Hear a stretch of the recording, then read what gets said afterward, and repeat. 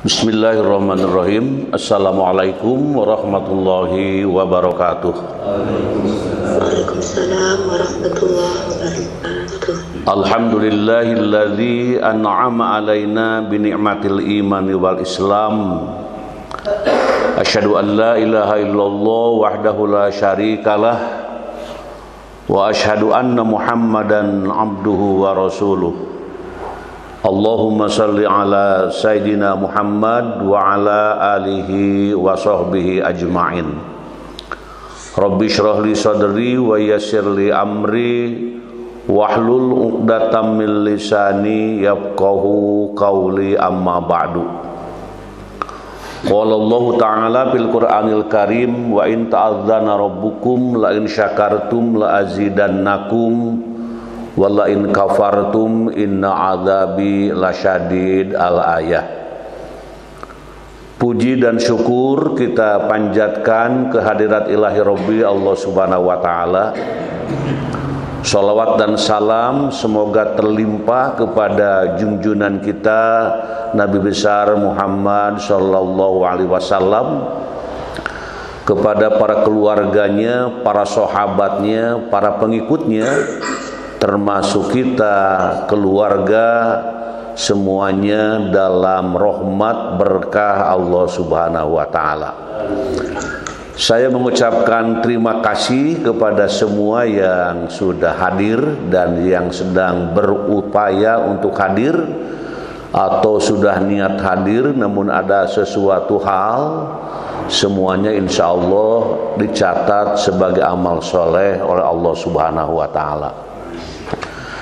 Hadirin wal hadirat rahimakumullah, sebelum kita mengkaji, membahas apa yang akan kita ungkapkan di kesempatan ini, tentunya yang pertama kita berdoa dahulu kepada Allah Subhanahu wa taala, terutama bagi para jamaah ataupun yang sedang hadir pun kurang sehat ataupun keluarganya kurang sehat. Semoga dengan doa kita di kesempatan ini menjadi penyebab sehat lahir batinnya di dalam melaksanakan tugas sehari-hari. Allahumma rabban nasi mudhibal ba'si ishfi anta syafi la syafi'a illa anta syifaan la yughadiru saqama. Allahumma rabban nasi mudhibal ba'si ishfi anta syafi la syafi'a illa anta syifaan la yughadiru saqama. Allahumma rabban nasi mudhibal ba'si ishfi anta syafi la syafi'a illa anta syifaan la yughadiru saqama. Kemudian doa untuk masing-masing. Allahumma afini fi badani, Allahumma afini fi sam'i, Allahumma afini fi basari, la ilaha illa anta.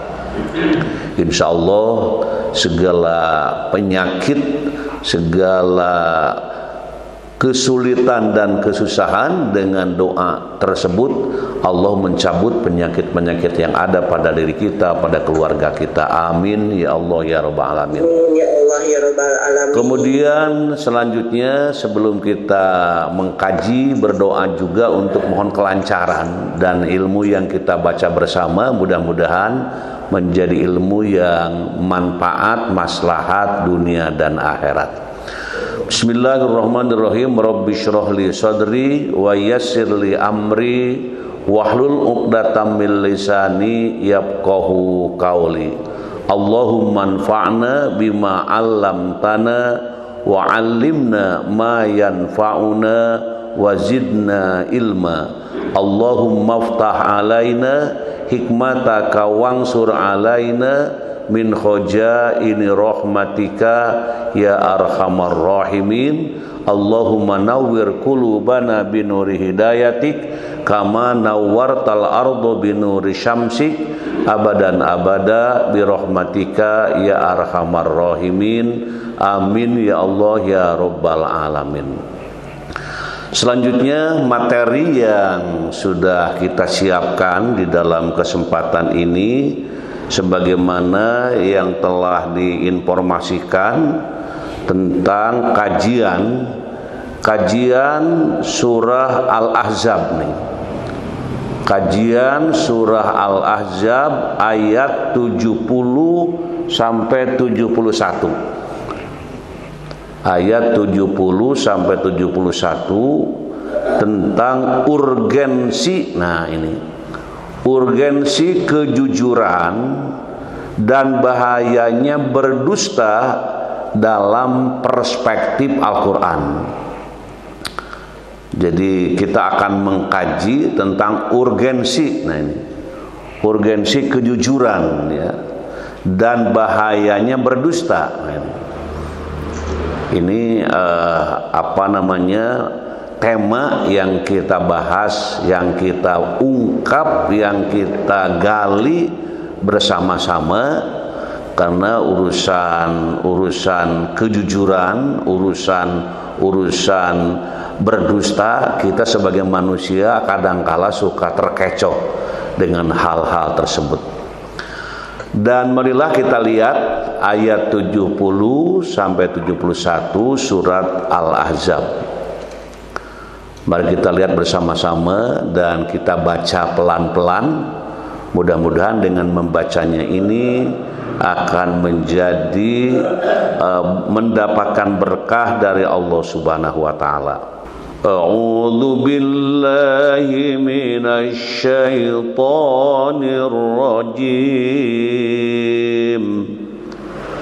Bismillahirrahmanirrahim. Ya ayyuhalladzina amanu taqullaha wa qulu qawlan sadida yuslih lakum a'malakum wa yaghfir lakum dhunubakum wa man yuti'illaha wa rasulahu faqad faza fawzan 'azima. Shadaqallahul azim.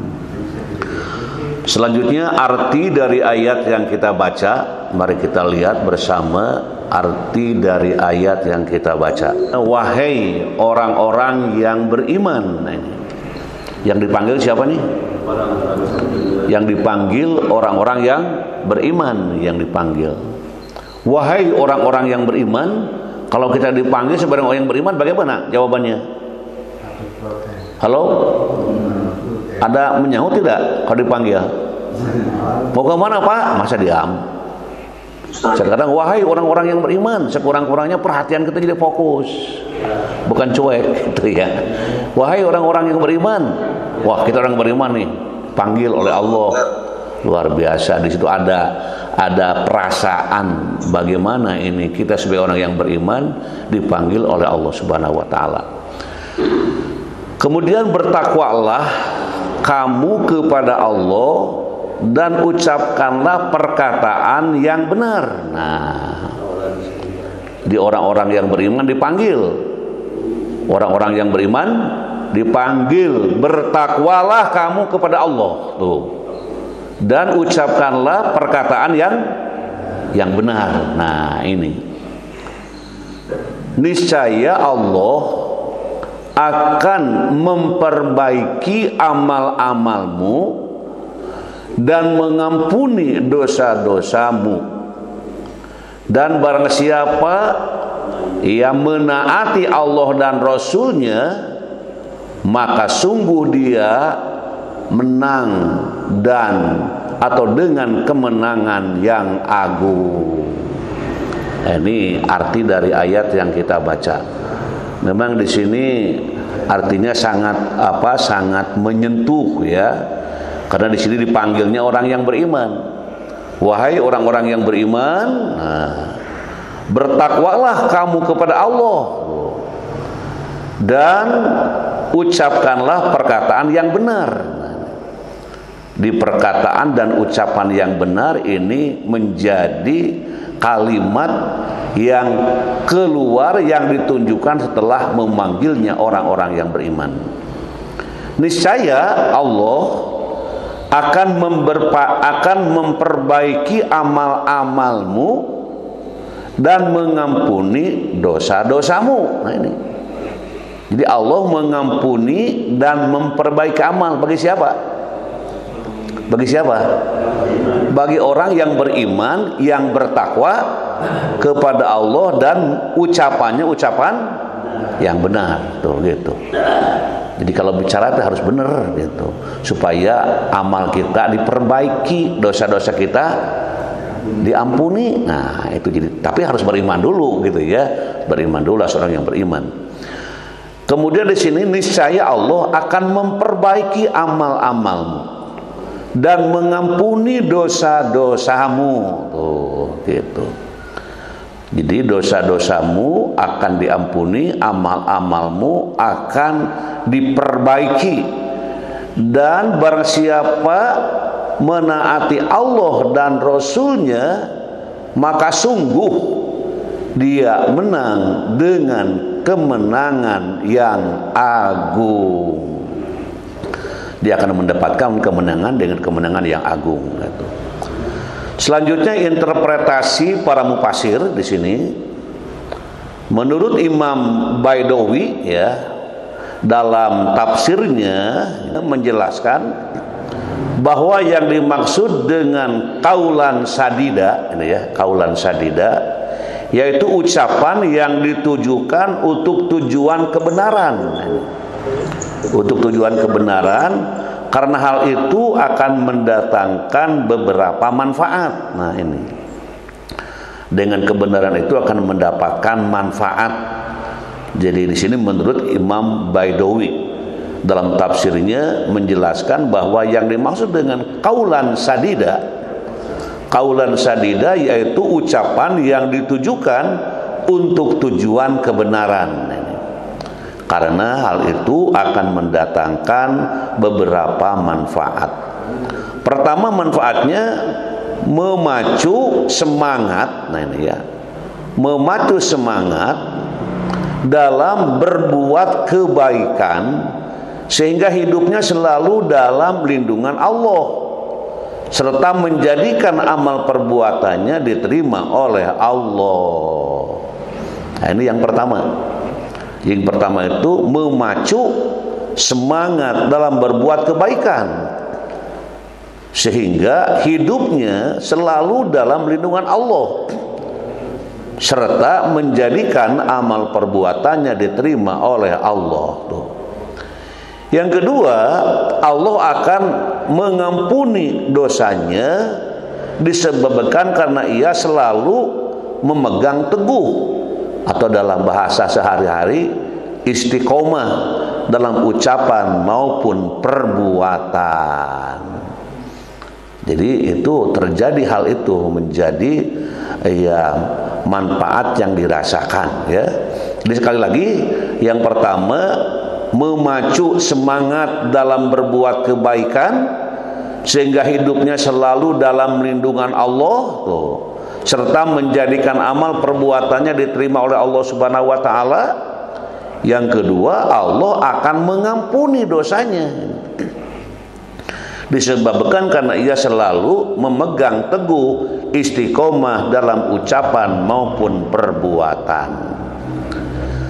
Hadirin wal hadirat rahimakumullah, ahli tafsir nih di sini, ahli tafsir Ikrimah dalam tafsir Ibnu Katsir ya, berpendapat mengenai makna perkataan yang benar. Apa sih perkataan yang benar itu? Gitu.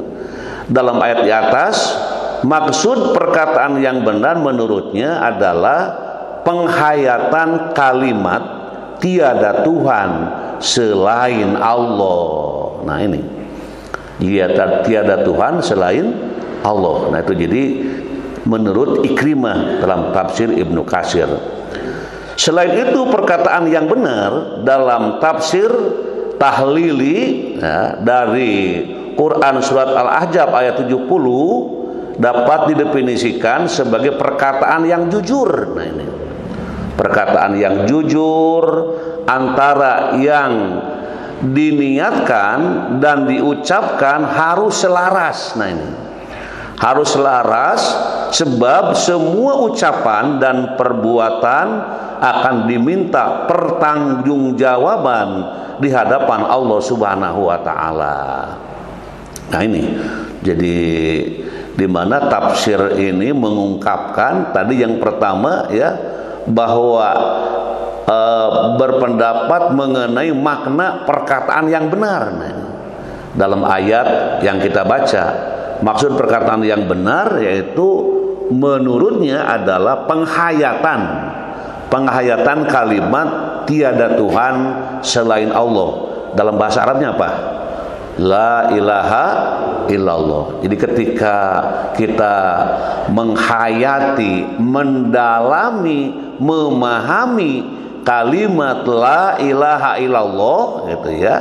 Nah, disitulah merupakan perkataan yang benar. Bahkan kalimat la ilaha illallah itu menghunjam dalam jiwa kita, dalam diri kita, kapanpun, dimanapun, bahkan sampai kita dijemput, diwafatkan oleh Allah Subhanahu wa taala, kalimat itu tidak lepas dari diri kita. Selain itu perkataan yang benar nih, selain itu perkataan yang benar dalam tafsir tahlili ya dapat didefinisikan sebagai perkataan yang jujur.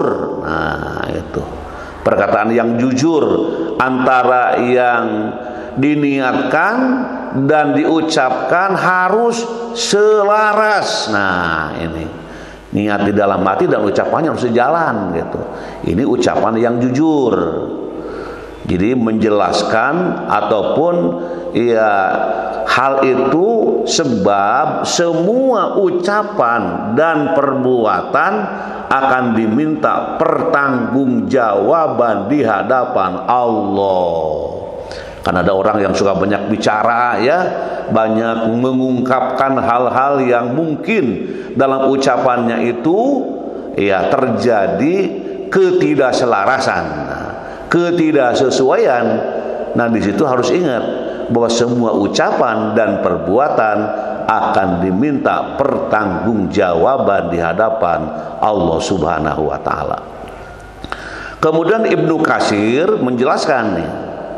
Ibnu Katsir menjelaskan kaulan sadida atau kaulan sadid. Nah, ini masih nomor 2 nih.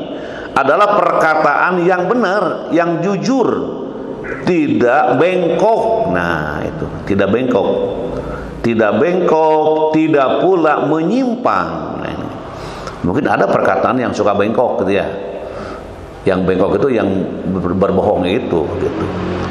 Yaitu tidak pula menyimpang. Sedangkan Syekh Wahab Al-Juhaili menjelaskan kaulan sadida atau kaulan sadid adalah perkataan yang benar dan tepat. Nah, ini artinya lebih gamblang lagi, perkataan yang benar dan tepat. Nah, itu menurut tadi Ikrimah. Kemudian sekarang nomor 3. Nomor 3 menurut Syekh Wahbah Az-Zuhaili. Nah, ini menafsirkan lebih luas ya, yuslih lakum a'malakum.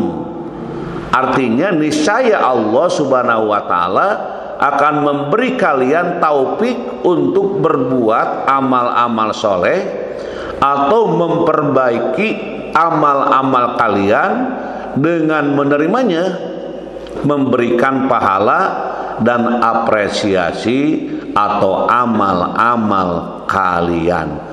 Jadi memberikan apresiasi atas amal-amal kalian. Nah, ini menurut Syekh Wahbah Al-Zuhaili yang mengungkapkan tentang yuslih lakum a'malakum. Jadi yuslih lakum a'malakum, niscaya Allah akan memberi kalian taufik untuk berbuat amal-amal saleh dan memperbaiki amal-amal kalian dengan menerimanya, memberikan pahala dan apresiasi atas amal-amal kalian. Terus Imam Sayyid Qutb nih dalam tafsir fi Dalil Quran mengatakan bahwa Allah ya memberikan ampunan bagi orang-orang yang berkata baik dan beramal soleh. Juga menghapus dosa-dosa yang tidak mungkin seorang pun dari anak Adam yang bersalah selamat dari ataupun dan terbebas daripadanya, dan tidak ada yang dapat menyelamatkan mereka daripadanya melainkan ampunan dan penghapusan dosa itu. Ini dalam dalam kajian tafsir Imam Sayyid Qutb ini, jadi memang diungkapkan di sini bahwa Allah ya memberikan ampunan dan ataupun ampunan bagi orang-orang yang berkata baik dan beramal soleh. Jadi memang dua hal ini menjadi penentu di dalam kehidupan yang di dunia ini ataupun di alam yang akan datang. Juga menghapus dosa-dosa yang tidak mungkin seorang pun dari anak Adam yang bersalah selamat dan terbebas daripadanya. Dan tidak ada yang dapat menyelamatkan mereka daripada melainkan ampunan dan penghapusan dosa tersebut. Kemudian yang keempat, hadirin wal hadirat rahimakumullah, Syekh Wahbah Al-Zuhaili ini menjelaskan ya faqad faza fauzan azima. Ini artinya sungguh dia benar-benar berhasil menggapai tujuan yang diinginkan, mencapai tujuan yang diinginkan dengan hidup di dunia sebagai orang yang terpuji dan di akhirat sebagai orang yang bahagia. Nah ini jadi menurut Syekh Wahbah Al-Zuhaili dengan menjelaskan faqad faza fauzan azima, artinya sungguh ia benar-benar ya berhasil menggapai tujuan yang diinginkan dengan hidup di dunia sebagai orang yang terpuji. Nah, jadi hidup di dunia sebagai orang yang terpuji dan di akhirat sebagai orang yang bahagia. Bila dua hal ini nih diperoleh dan ada pada diri hamba Allah Subhanahu wa taala, ini merupakan salah satu keberuntungan. Kemudian Imam Sayyid Qutb, Imam Sayyid Qutb dalam tafsir fi Dalil Quran mengatakan ketaatan itu sendiri sebenarnya adalah kemenangan tersendiri. Ia merupakan sikap istiqomah di atas manhaj Allah, dan beristiqomah di atas manhaj Allah merupakan ketenangan dan kedamaian. Jadi akan terasa bagaimana ketenangan, kedamaian ya yang dirasakan oleh orang-orang yang melakukan amal-amal yang diungkapkan di atas tadi. Hadirin wal hadirat rahimakumullah, selanjutnya kita akan mengungkapkan dari sini ya, meringkas dari tafsir Ibnu Katsir oleh Ibnu Abbas. Tafsir disebutkan di sini tafsir An-Nafahat Al-Makkiyah oleh Syekh Muhammad bin Shalih Asy-Syawi. Berikut ini tafsir dari Al-Ahzab, surat Al-Ahzab ayat 71, yaitu satu takwa ini. Satu takwa itu ya. Takwa poin pertama dari Al-Ahzab ayat 70 adalah perintah takwa. Ya ayyuhalladzina amanu taqullaha. Hei orang-orang yang beriman, bertakwalah kamu kepada Allah. Nah ini. Kalau ada ayat yang kita baca diawali dengan kalimat ya ayyuhalladzina amanu. Nah, wahai orang-orang yang beriman. Pasti, nah ini, pasti setelahnya akan ada salah satu dari 3 hal katanya.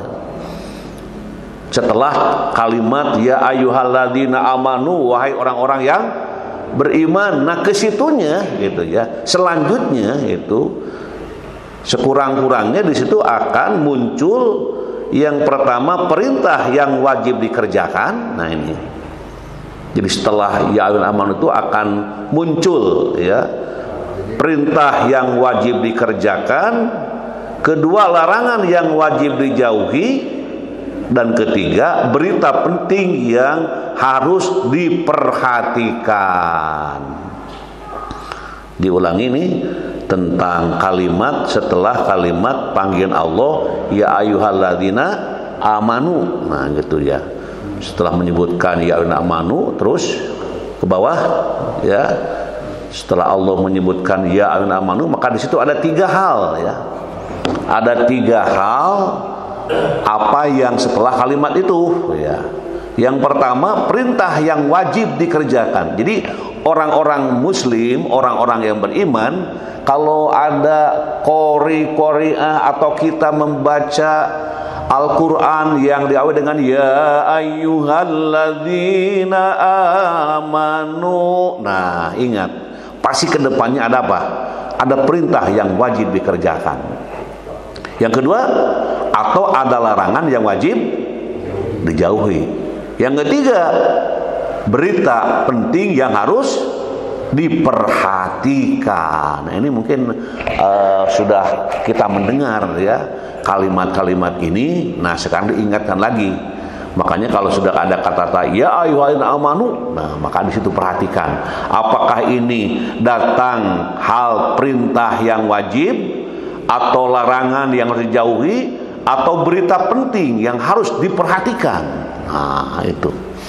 Jadi ingat sekali lagi, kalau kata-kata ya ayyuhalladzina amanu, kedepannya itu ada hal-hal yang harus menjadi fokus perhatian. Karena sekurang-kurangnya ada perintah yang wajib dikerjakan, ada larangan yang wajib dijauhi, dan ada berita penting yang harus diperhatikan. Kemudian selanjutnya hadirin wal hadirat rahimakumullah. Nah, berkata jujur nih. Poin kedua dari surat Al-Ahzab ayat 70 adalah perintah berkata yang benar dan jujur. Bahasa Al-Qur'annya wa qulu qaulan sadida, dan katakanlah perkataan yang benar. Allah memerintahkan kepada hamba-hambanya yang beriman tetap bertakwa kepada Allah, dan hendaklah mereka mengucapkan perkataan yang benar, yang jujur, tidak bengkok, tidak pula menyimpang. Itu makna kaulan sadida. Jadi kata-kata, ucapan-ucapan, perkataan-perkataan yang benar gitu, yang jujur, tidak bengkok, tidak pula menyimpang. Selanjutnya hadirin wal hadirat rahimakumullah, buah ketakwaan dan kejujuran. Buah ketakwaan dan kejujuran. Jadi poin yang ketiga dari surat yang kita baca, yuslih lakum a'malakum wa yaghfir lakum dzunubakum. Nah ini. Jadi buah ketakwaan dan kejujuran. Niscaya Allah memperbaiki bagimu amalan-amalanmu dan mengampuni bagimu dosa-dosamu. Jadi jujur itu penting gitu ya. Kejujuran itu penting karena itu dapat memperbaiki amal dan dapat mengampuni dosa. Jika orang yang beriman berlaku takwa dan berkata jujur, Allah menjanjikan dua hal: perbaikan amal dan ampunan atas dosa. Jadi nanti perbaikan amal itu seperti apa? Seperti Ibnu Katsir menjelaskan, Allah memperbaiki amal artinya Allah memberikan taufik untuk mengerjakan amal-amal soleh. Jadi selalu ada petunjuk, ada arahan, ada perasaan, ada lintasan dalam hati untuk terus beramal, gitu. Terus beramal. Dan kalau tidak beramal, merasa ada yang kurang, ada yang tidak sempurna. Jadi selalu kegiatan itu menjadi amal. Amalnya amal baik, ya. Ketemu sama orang, bagaimana supaya menjadi amal baik? Mungkin ada senyumnya, ada salamnya, terus ada apa lagi? Ada sapanya, terus ada sopan dan santunnya. Nah, di situ salah satu perbuatan-perbuatan yang bisa muncul dengan ucapan dan perbuatan, bertemu dengan siapapun atau dengan keluarga atau sedang sendirian atau berhadapan dengan anak didik kita, maka jadikan peluang untuk berkata yang jujur, nah, untuk melaksanakan amal-amal yang baik. Ibnu Katsir menjelaskan Allah memperbaiki amal artinya memberikan taufik untuk mengerjakan amal-amal soleh. Jadi selalu aja ada keinginan untuk beramal soleh, untuk beramal yang lebih baik. Selanjutnya hadirin wal hadirat rahimakumullah. Nah, ini nilai-nilai pendidikan. Di sini selalu diungkap nilai pendidikan. Kenapa? Karena pendidikan itu merupakan hal yang harus dijadikan perbuatan, kegiatan, bimbingan, arahan, tuntunan, supaya dengan pendidikan itu anak didik menjadi terdidik, gitu. Anak didik menjadi terdidik, anak didik menjadi lebih baik. Harapannya begitu, gitu. Jadi dosen, guru, ustadz, mu'alim, ajengan punya keinginan, punya kemauan, punya harapan untuk anak didiknya. Harapan itu dilakukan sebagai upaya. Namun nanti yang akan menjadikan baik tidak baiknya itu siapa? Hanya Allah. Jadi kita banyak upaya saja, usaha saja, gitu.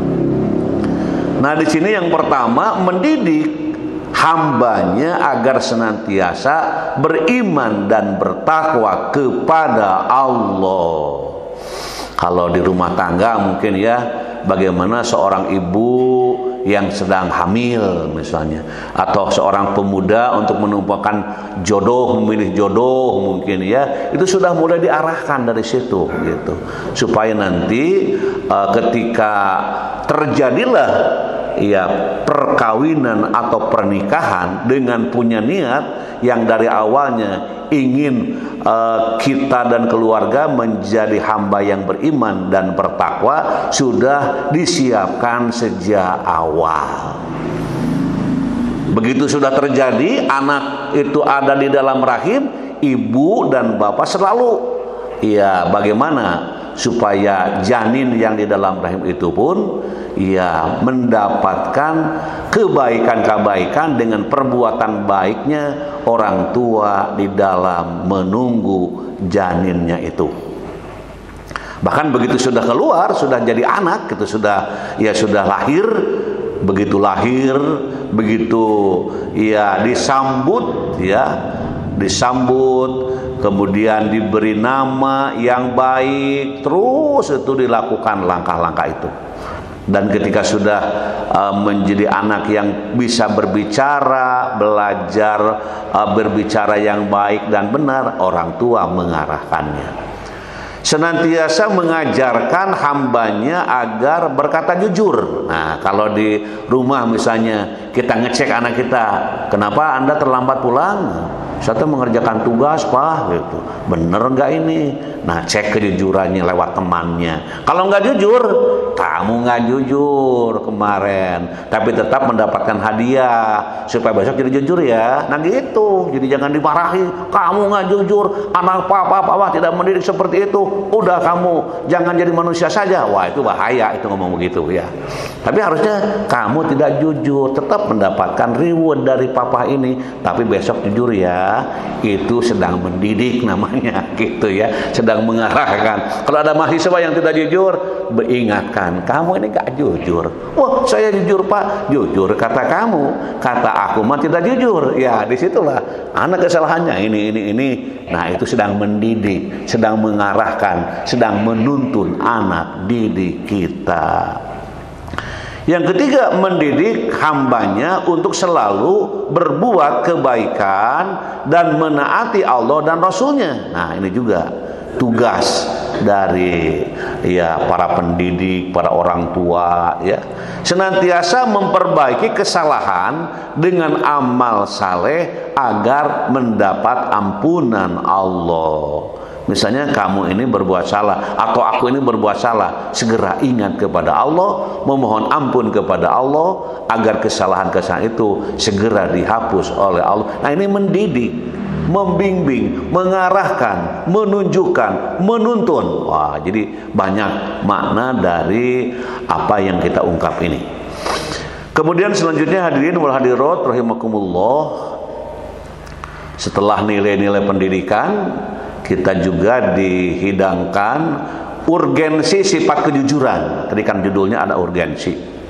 Sifat kejujuran sangat penting dan dianjurkan karena dengan sifat jujur umat Islam akan merasakan kesejahteraan, kedamaian dan keamanan. Islam memandang bahwa sifat jujur ini sangat penting dan harus ada dalam setiap diri umatnya. Jadi harus ada sifat jujur bagaimanapun ya.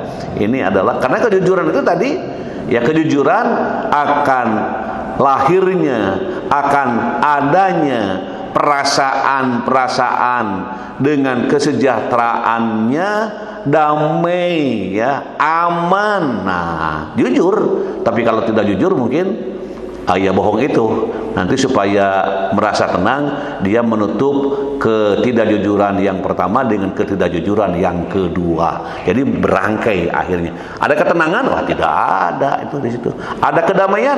Nggak ada gitu ya. Yang ada adalah ya kekhawatiran, ketakutan. Nah, itu. Hal ini karena sifat jujur dapat meningkatkan kualitas diri umat Islam. Wahai umat Islam, ini ya, umat Islam, jangan sampai umat Islam tidak jujur. Nah, harus jujur. Mengapa? Al-Quran menuntun seperti itu. Tuh gitu. Sifat jujur sebetulnya bisa membersihkan diri. Bisa membersihkan diri kita dari sifat yang tercela tuh gitu, seperti berbohong dan lain sebagainya. Jadi salah satu ketidakjujurannya kebohongan. Jadi kebohongan itu melakukan perbuatan yang tidak sejalan dengan yang sebenarnya gitu. Itu tidak jujur. Jika hati dan pikiran kita bersih, maka tidak akan ada satu perilaku yang akan merugikan orang lain. Nah ini, jadi kalau jujur nggak ada yang dirugikan gitu ya. Tidak yang dirugikan, justru akan mendapatkan keberuntungan. Jadi sekali lagi, jika hati dan pikiran kita bersih, nah ini, maka tidak akan ada satu perilaku yang akan merugikan orang lain. Jadi kalau berbicara hati, itu bahasa Arabnya apa? Hati, kolbun. Nah, kalau berbicara kolbun biasanya ada kolbun koswah, terus kolbun marid, kolbun mayyit, dan kolbun salim. Nah, kolbun salim, nah inilah hati yang bersih, ya, hati dan pikiran yang bersih gitu. Tidak ada sesuatu noktah-noktah, titik-titik yang hitam mengganggu kebersihan kolbu, kebeningan hati seseorang. Makanya setiap pada sholat selalu kita mohon kepada Allah, Allahumma ya, supaya tetap hati menjadi bersih. Allahumma nawwir qulubana, misalnya banyak doa-doa yang diungkapkan supaya hati ini menjadi hati yang bersih, yang bening, yang tenang gitu. Selanjutnya hadirin wal hadirat rahimakumullah, dalam Al-Qur'an surat At-Taubah ayat 119 Allah berfirman. Mari kita baca pelan-pelan. Ya ayyuhalladzina amanu taqullaha wa kunu ma'as shadiqin. Ingat tadi, ingat kalau sudah ada kalimat ya ayyuhan amanu, kesananya ada apa? Itu ya. Sekarang menjadi ingat. Wahai orang-orang yang beriman, bertakwalah kepada Allah dan bersamalah kamu dengan orang-orang yang benar. Nah, tadi setelah panggilan itu ada hal yang perlu diperhatikan.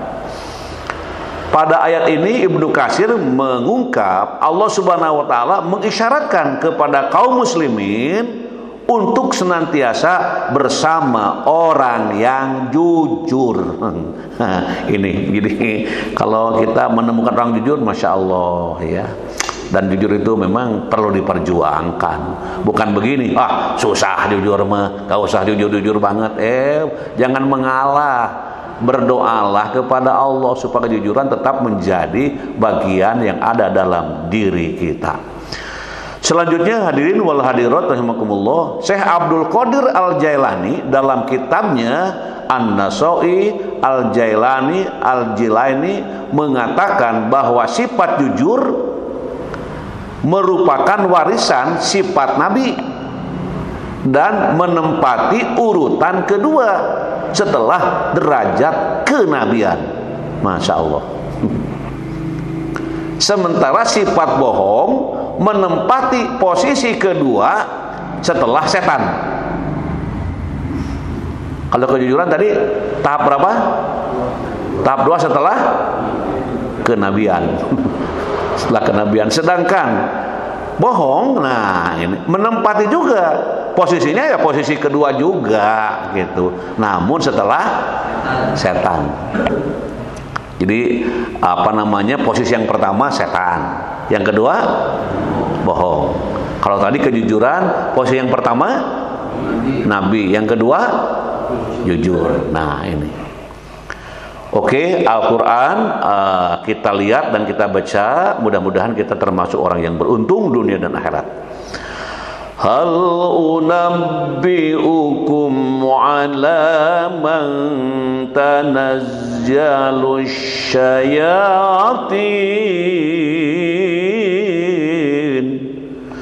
tanazzalu ala kulli affakin asim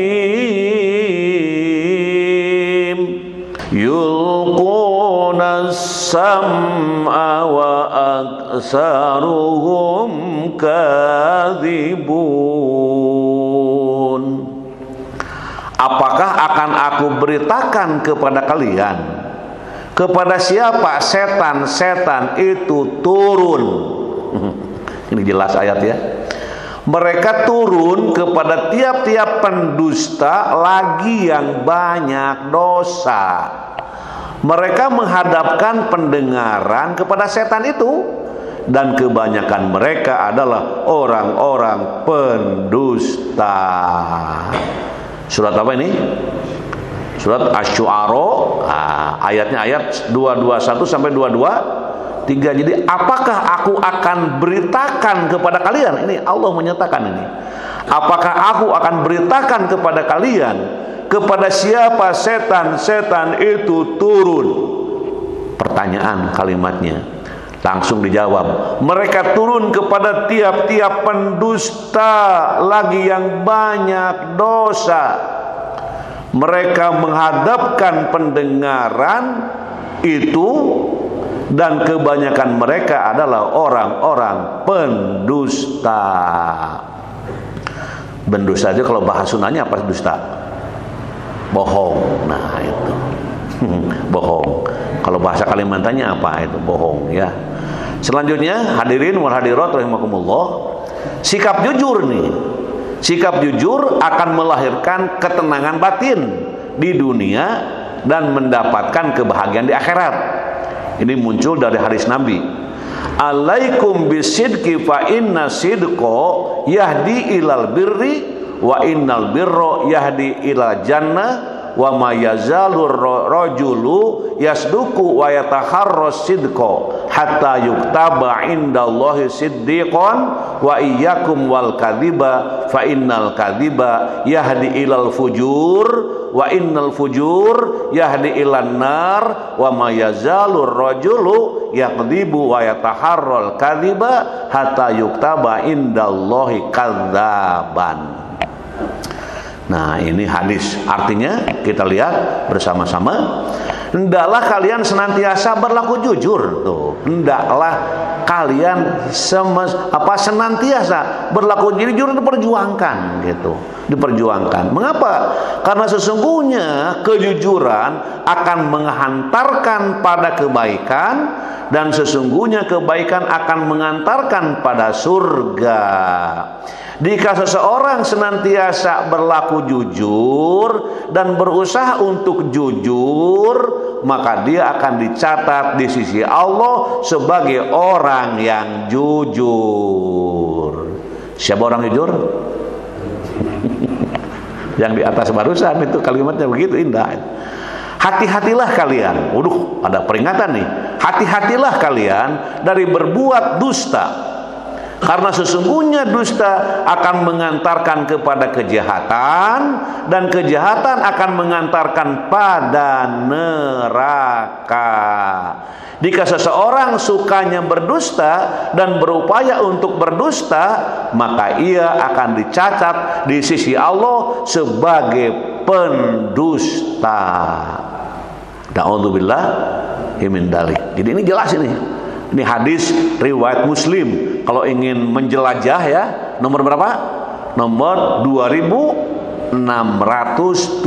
Waduh, cek nih hadisnya ya. Nah, saya ingin membaca sekali lagi nih. Membaca sekali lagi. Hendaklah kalian senantiasa berlaku jujur. Jadi jujur ini diperjuangkan. Kalau ada niatan-niatan tidak jujur, segera kembalikan untuk jujur gitu.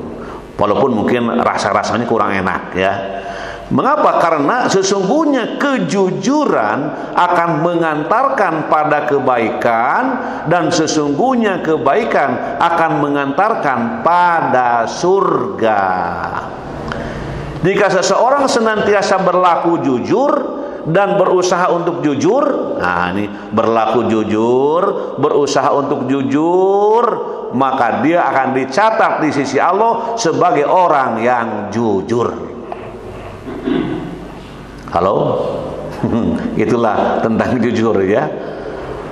Hati-hatilah, nah ini ada kata-kata hatilah. Hati-hatilah kalian dari berbuat dusta, karena sesungguhnya dusta akan mengantarkan kepada kejahatan, dan kejahatan akan mengantarkan pada neraka.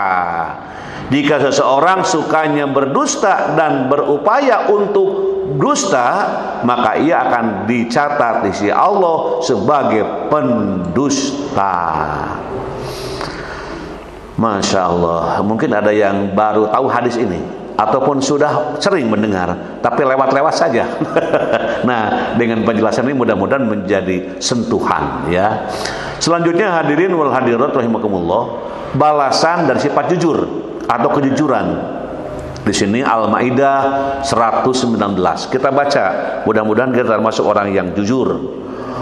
Qala Allahu hadza yaumu yanfa'us shadiqina sidquhum lahum jannatun tajri min tahtihal anharu khalidina fiha abada radiyallahu anhum wa radu an dzalikal fawzul azim.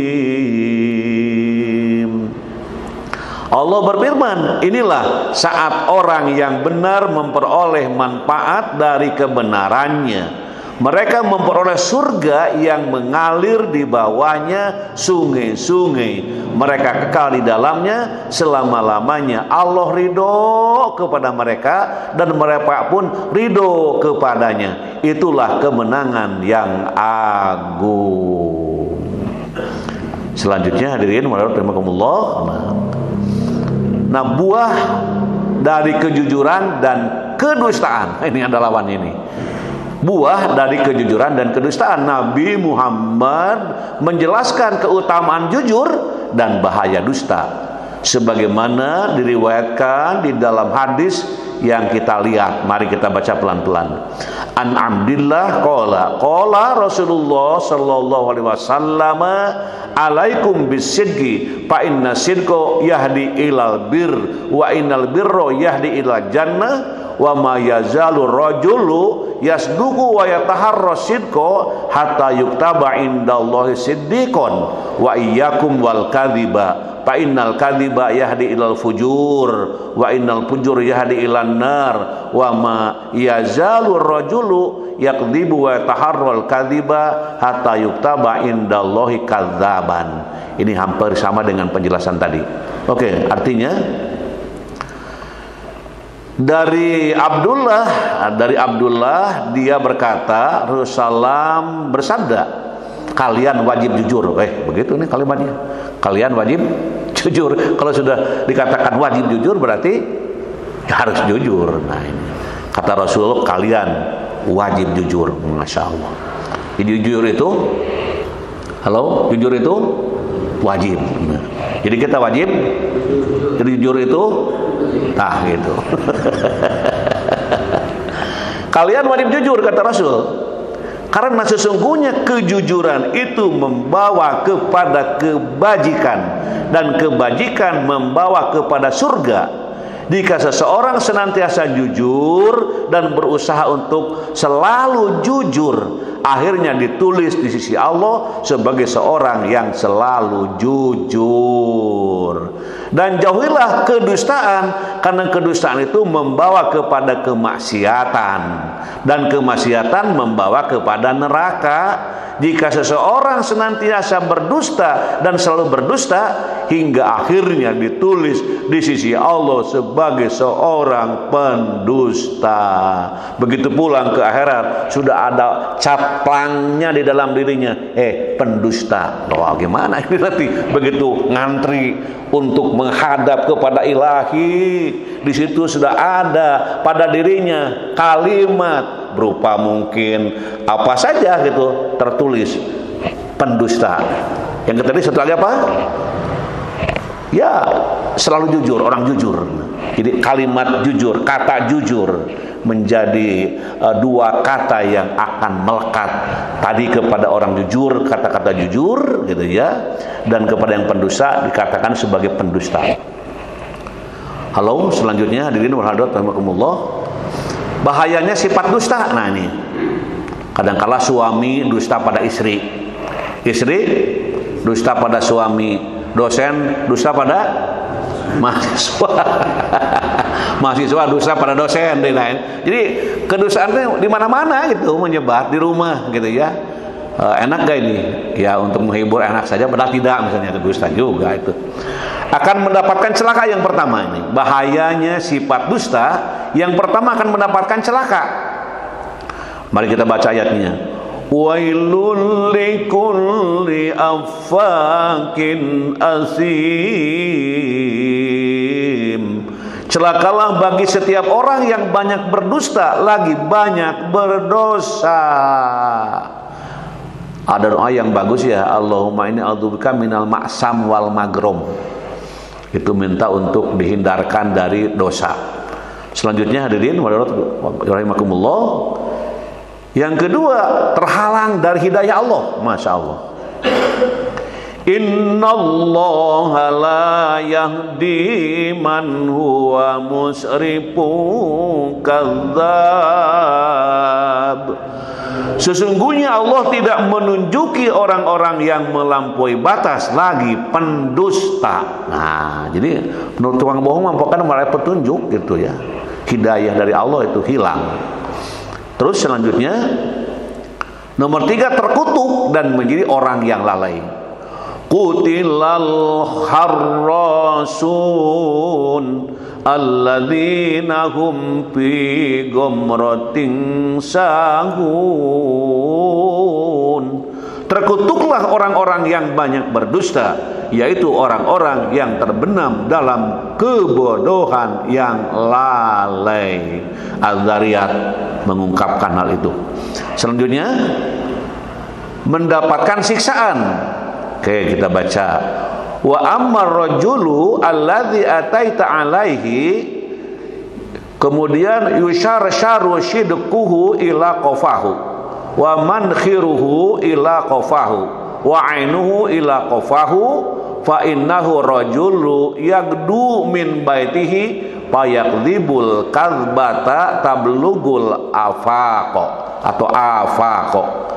Adakah laki-laki yang kau datangi, ujung mulutnya disobek sampai ke tengkuknya dan hidungnya dirobek sampai ke tengkuknya dan matanya dirobek sampai ke tengkuknya. Dia adalah orang yang keluar dari rumahnya lalu dia berdusta dengan kedustaan yang mencapai segala penjuru. Jadi orang yang berdusta mendapatkan siksaan. Di dalam hadis diungkapkan bentuk siksaannya.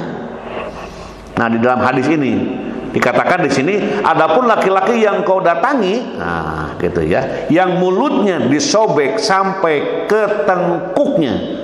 Mana tengkuk itu? Nah, itu ya. Dan hidungnya dirobek sampai ke tengkuknya. Dan matanya dirobek sampai ke tengkuknya. Dia adalah orang yang keluar dari rumahnya, lalu dia berdusta dengan kedustaan yang mencapai segala penjuru. Hadis riwayat Bukhari. Awas jangan mengatakan nggak apa-apa, nanti mah kumang kewek, hati-hati. Jangan mengatakan bagaimana nanti aja lah, yang penting mah sekarang mah begini aja, hati-hati. Nanti akan merasakan sendiri pedihnya, pahitnya gara-gara mengabaikan apa yang diungkapkan oleh Rasulullah SAW. Selanjutnya hadirin wal hadirat rahimakumullah, termasuk orang yang munafik. Hadisnya sering kita dengar. Ayatul munafiki salasun idza haddasa kadzaba wa idza wa'ada akhlafa wa idza tumina khana. Tanda orang munafik itu ada 3: dusta dalam perkataan, menyelisihi janji jika membuat janji, dan khianat terhadap amanah. Selanjutnya hadirin wal hadirat rahimakumullah. Nah, cara menghindari sifat dusta. Tadi bahaya dusta, gimana sih cara menghindarinya? Nah, namanya solusi. Ada solusinya ini. 1, selalu mengingat bahwa kita senantiasa bersama malaikat pencatat. Kalau kita merasa sedang diawasi oleh malaikat, nah ini cara menghindari sifat dusta. Aduh, malaikat ini melihat saya, malaikat mencatat saya, malaikat yang di kiri kanan, ada yang menjaga di depan di belakang. Nah, ini buah dari iman kepada Allah, buah beriman dari malaikat. Makanya itu beriman kepada Allah, kepada yang ada dan berukun iman yang 6 itu menjadi bagian untuk menghindari dari sifat dusta itu. Ma yalfidhu min qaulin illa ladaihi raqibun atid. tiada suatu ucapan pun yang diucapkannya melainkan ada di dekatnya malaikat pengawas yang selalu hadir. Ketika mau berdusta, aduh ingat dicatat nih ya oleh malaikat. Halo malaikat, mohon maaf ya aku nggak jadi ini dustanya, takut kau mencatatnya. Nah gitu ya. Nah di situ beriman kepada Allah dan kepada apa yang ada merukun iman. Terus yang kedua, berkata yang baik atau diam. Nah ini An Abi Hurairah radhiyallahu anhu anna Rasulullah sallallahu qala man kana yu'minu billahi wal yaumil akhir falyakul khairan aw liyasmut. Diriwayatkan dari Abi Hurairah bahwasanya Rasulullah SAW bersabda, barang siapa yang beriman kepada Allah dan hari akhir, maka berkatalah yang baik atau diam daripada berbohong. Ayo bicara yang baik. Oke, saya bicara yang baik, tapi saya nggak ada perkataan yang baik ini, udah diam saja sudah aman gitu. Daripada bicara yang bertentangan gitu. Diriwayatkan dari Abu Hurairah bahwasanya Rasulullah bersabda, barang siapa yang beriman kepada Allah dan hari akhir, maka berkatalah yang baik atau diam saja. Diamnya itu untuk menyelamatkan diri daripada berbicara yang menimbulkan dosa tadi. Selanjutnya, jangan mengikuti sesuatu yang tidak diketahui.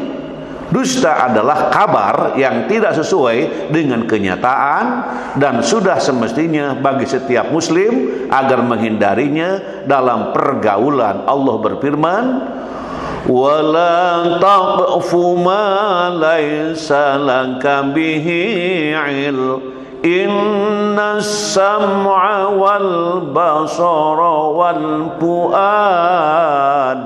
وَالْفُؤَادَ كُلُّ أُولَئِكَ كَانَ عَنْهُ مَسْئُولًا. Dan janganlah kamu mengikuti sesuatu yang tidak kamu ketahui, karena pendengaran, penglihatan, dan hati nurani semua itu akan diminta pertanggungjawabannya. Selanjutnya, 4, menjaga lisan. Ini lisan. Salamatul insan fi hifdzil lisan, kata Rasul. Keselamatan manusia tergantung pada kemampuannya menjaga lisan. Lisan ini luar biasa tajam lisan, makanya jagalah lisan.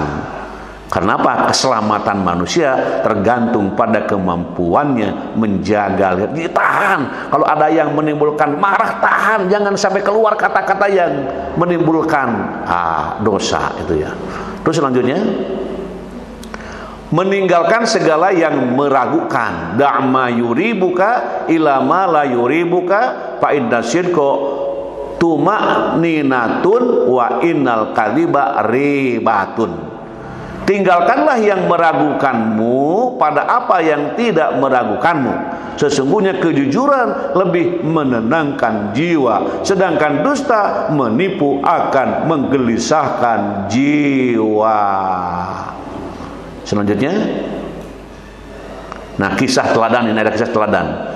Salah satu perang kenamaan di masa Rasulullah adalah perang Tabuk. Perang ini terjadi pada tahun ke-9 Hijriah, tepatnya pada bulan Rajab. Berdasarkan beberapa riwayat, seperti dalam kitab Sirah Nabawiyah karya Ibnu Hisham, perang ini merupakan perang yang berat karena cuaca yang kering, keadaan paceklik, serta lokasi peperangan yang jauh. Kisah berikut disarikan dari keterangan kitab tersebut. Di antara rombongan umat muslim itu tersebutlah Ka'ab bin Malik yang tidak ikut serta dalam keberangkatan menuju perang Tabuk. Sebelumnya Ka'ab bin Malik dikenal di kalangan sahabat sebagai orang yang terpercaya, golongan orang-orang yang pertama masuk Islam dan selalu mengikuti perang bersama Nabi. Orang-orang tidak meragukan keimanannya. Sayangnya pada perang Tabuk ini Ka'ab bin Malik ketinggalan rombongan sebab keterlambatannya dalam menyiapkan perbekalan.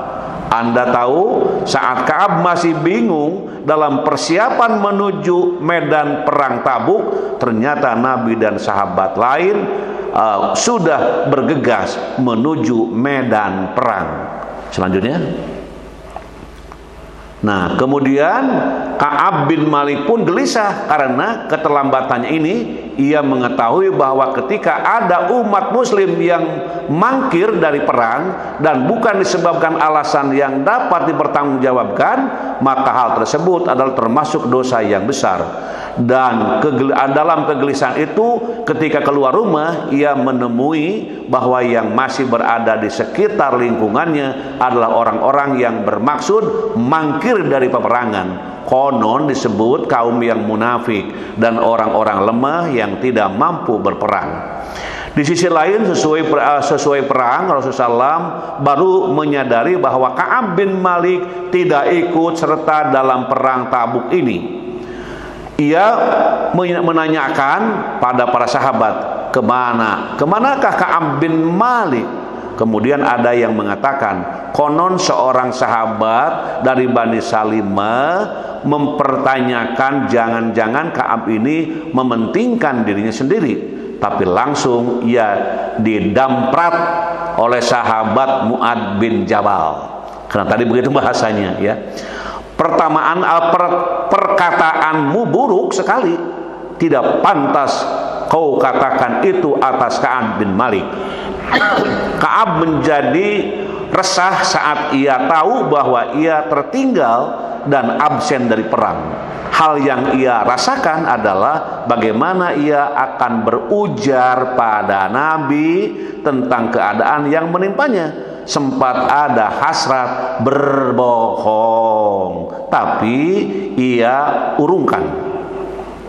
Terus selanjutnya, setibanya di Madinah, lalu menunaikan sembahyang sebagaimana beliau amalkan sesuai perang.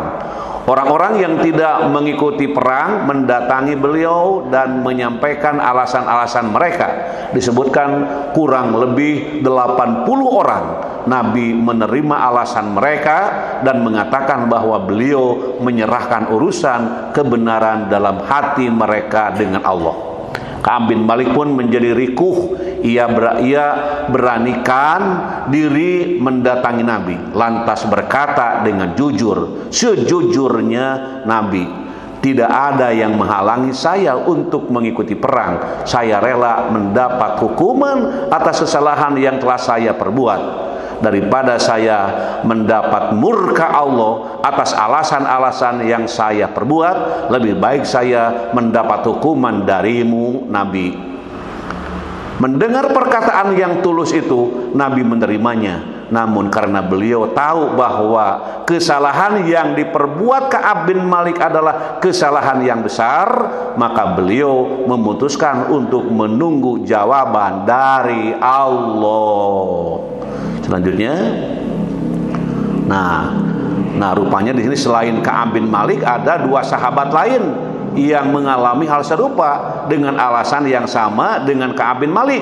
Beberapa hari kemudian Nabi memerintahkan para sahabat untuk tidak mengajak bicara Ka'ab bin Malik dan dua sahabat lainnya itu sebagai bentuk hukuman. Tentu saja bagi mereka bertiga hal itu terasa menyesakkan perasaan. Dalam riwayat, Ka'ab bin Malik berusaha bertingkah biasa, namun bagaimanapun ia merasakan tekanan yang berat saat diabaikan oleh sahabat-sahabat lainnya.